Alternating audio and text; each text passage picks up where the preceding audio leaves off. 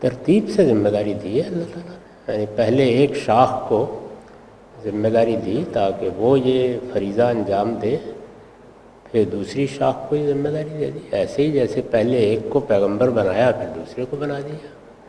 ان کی تعمیر تشکیل 2000 سال تک جاری رہی، ان کے لیے بھی 500 سال اللہ تعالیٰ نے انتظار فرمایا. سیدنا یوسف کے بعد 500 سال کا وقفہ ہے جب حضرت موسیٰ کی بعثت ہوئی. تو ایک ایک قوم کو یا ایک ایک شاخ کو باری باری اس ذمہ داری پر مقرر کیا.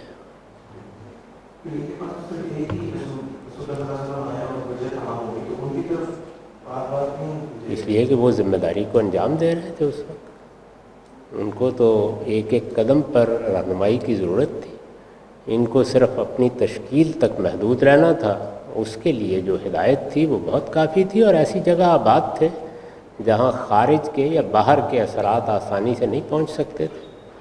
تو یہاں تو پیغمبر آخر کس لیے بھیجے جاتے؟ کسی ضرورت کے تحت پیغمبر آتے ہیں، شوق سے نہیں اللہ تعالیٰ نبی بھیجتے.